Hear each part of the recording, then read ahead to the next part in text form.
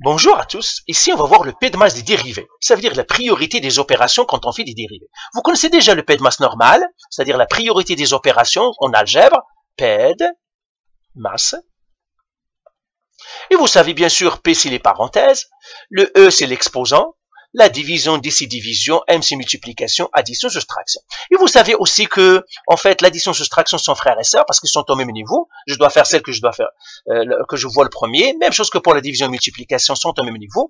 Après, nous avons l'exposant, etc. Alors, bien sûr, dans les dérivés, on ne fait pas le P de masse, on fait le somme dep. C'est le contraire qu'on fait. On va appliquer les lois dans le sens contraire. Alors, on va l'écrire ici, dérivé. Alors, pour les dérivés, on ne fait pas le P de masse, on fait le somme dep. Somme dep.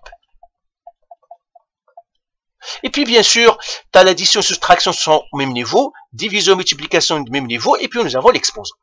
Maintenant, quand j'ai une multiplication, addition, soustraction, qu'est-ce que je dois faire? Je dois faire la dérivée de la somme. Dérivée d'une somme.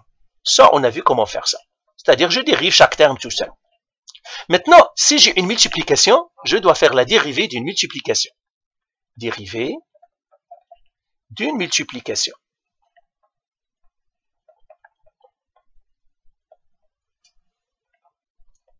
Bien sûr, si j'ai une division, je dois faire la dérivée de la division.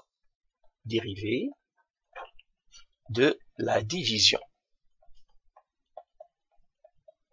Maintenant, quand j'ai, ça veut dire exposant pour les fonctions, en fait, ça c'est chaîne de fonctions. L'exposant, parce que j'ai l'exposant de l'exposant, ça veut dire que c'est une chaîne. En fait, l'exposant de l'exposant, c'est une chaîne. Et par suite, ici, qu'est-ce que je dois faire? Je dois faire la dérivée d'une chaîne. Dérivée en chaîne. Donc, c'est ça l'ordre des priorités des dérivés. Donc, toujours, je dois faire la dérivée d'une somme. Après, je dois regarder si j'ai une multiplication-division, je dois faire soit la dérivée d'une multiplication, soit division, parce qu'ils sont au même niveau. Après, je dois faire la dérivée en chaîne. Donc, c'est le somme dep. Donc, voilà pour les priorités des dérivés. On va voir des exemples, comment on applique ces priorités. Allez, bye.